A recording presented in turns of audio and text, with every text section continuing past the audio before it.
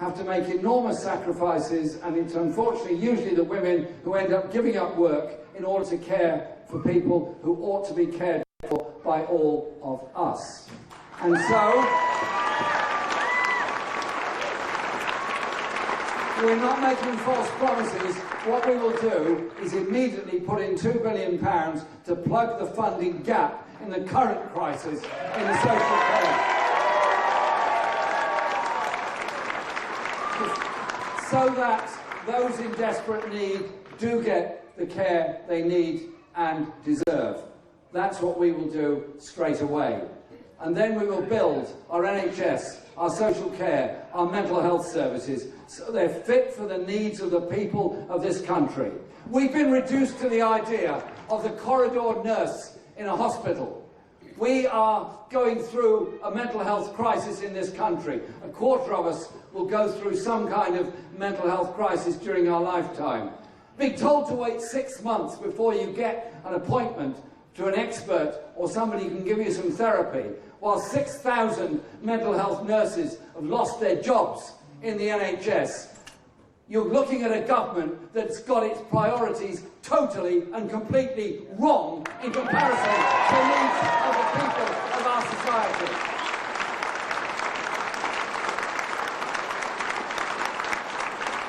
And so whilst they would rather further reduce corporate taxation, further reduce the tax burden on the very wealthiest in our society, we have a different approach, a totally different approach. That is not to place that tax cost on 95% of the people of this country, but to place that tax cost where it should always have been, on the biggest corporations and the wealthiest within our society. And then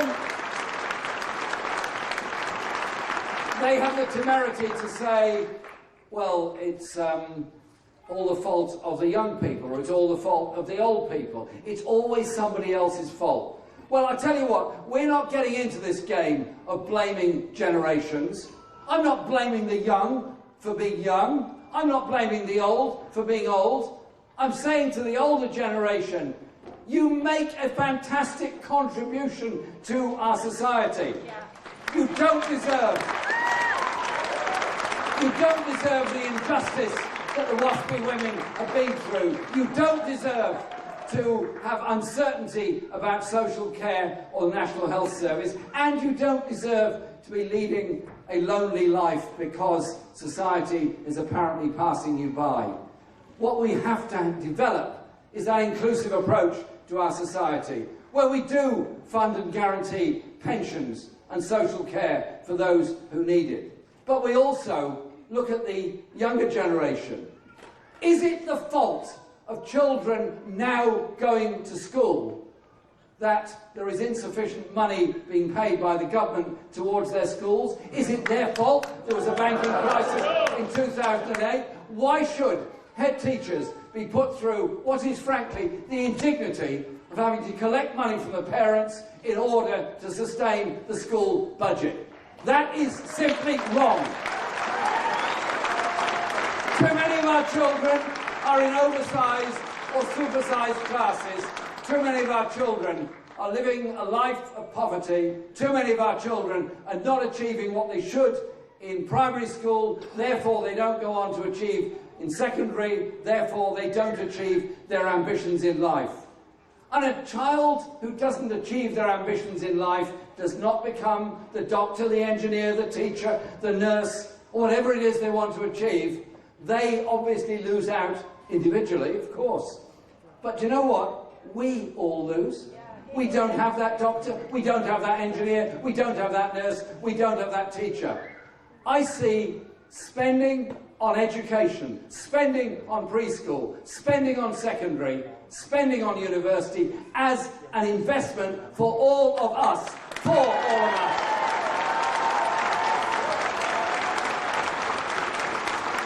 And so, it's very clear, hungry children don't learn very well, and too many of our children turn up to school hungry. Parents relying on food banks, even people in work relying on food banks in modern, low-pay Britain. So, immediately, we will introduce a free school meal for every primary school in England, for every child to get that meal, eating it together. And John and I have just come from Hull, and I did say to the people of Hull that amongst its many fine exports was John Prescott, so thank you, Hull. And we launched our cultural manifesto there. A manifesto which is about creating a culture fund for the whole country to support our local theatres, to support our local museums, and Scarborough, you have that fantastic artistic tradition. The theatres, the music, the entertainment, and the creativity that's there. But you know what? In every child, there is enthusiasm. In every child, there is creativity. There is imagination. Isn't it up to all of us to unlock that imagination? And so, one proposal that I'm very proud of, very, very proud of, is the introduction of a pupil arts premium, so that every child in every school can learn a musical instrument. And then, as you go on, we all want our children to achieve. We want them to go on and get the apprenticeships, get the skills, go on to university, make the best of their lives. But so many are put off by the cost. So many are put off by the debt. So we're going to do a number of things. One, we're bringing back the educational maintenance allowance, so that young people are not deterred from staying on in school or college.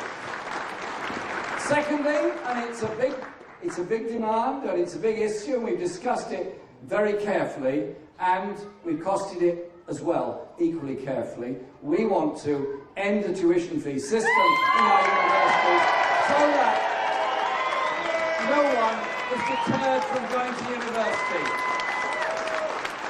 And in areas where only 15–20% of the young people go to university, I want those figures to rise. I want all of our young people who are able to and benefit from and want to go to university to have that chance. And we all benefit from it.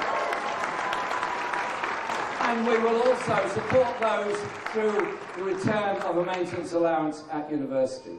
So this election is about all of those things. But it's also about the kind of economy and society we want to live in. 6 million people in modern Britain earn less than the living wage. 1 million are on 0 hours contracts, not knowing from day to day if they're working or not, waiting for that text message, not knowing what their income will be, not knowing if they're going to be able to pay their rent at the end of the week or end of the month. It's simply not right. Why can't we instead have a living wage that is really a living wage? That's why we put the figure in there of £10 per hour as a real living wage. And also rights at work from day one, because we have employment laws in Britain that are frankly inadequate and getting worse under this Tory government. So we put all these things together as an opportunity and a right. But it's also about what we do as a country and with our economy. I'm fed up with the imbalance of investment, fed up with the needs of some parts of the country being left behind. When John was in government, he did everything he could to improve devolution, to improve decision-making at a local level. And I've talked a lot with him about this, and we are going to develop that. But we're also going to set up a national investment bank, which will invest to all parts of the country, will invest in the infrastructure we need, the good quality railway lines, the broadband, the improved transport connections, and be prepared to invest in sustainable, high-tech, cutting-edge technology to strengthen our economy for the future. Because it's the future of everybody that's so important. And so there will be negotiations with the European Union. I understand that. I understand the result of the referendum. I accept the result of the referendum. And I want a Labour government to negotiate tariff-free access to the European market, protection of the rights we've achieved, protection of the position of the EU nationals, so we have a process and a policy that sustains and defends the manufacturing industry jobs we have all over this country that rely on trade with Europe. These are serious times and serious issues. But I tell you what, we're not going to threaten the rest of the world with turning this country into some kind of tax haven on the shores of Europe to threaten everybody else. I want an economy and a society in Britain that doesn't glory in the levels of grotesque inequality in Britain, but instead a government that is determined to deal with inequality, deal with injustice, deal with poverty, deal with all those issues. And it's about the world we leave behind in the future. How we protect our seas, how we protect our forests, how we protect our coastline, how we sustain our natural environment on which we all live. So with this Labour manifesto has been put together very carefully and properly costed. It offers, I believe, something very different to those that's offered by other parties. We offer good public services, we offer good education, we offer a health service worthy of the name. But above all, we offer the idea that every one of us matters. We're young, we're old, we're black, we're white, we're gay, we're straight, we're all kinds of things in society. And you know what? A blame culture gets you nowhere. A culture of inclusion, a culture of respect, a culture of support means, as a society, you become stronger. It was that great Labour government, before I was born, that gave us the National Health Service after the Second World War, because they believed in the principles of an inclusive, sustainable society. It's the election of 2017, the election of 2017, that says we want to develop our country fit for the 21st century. We don't pass by on the other side in life. We look out for and support each other. So why should we have a government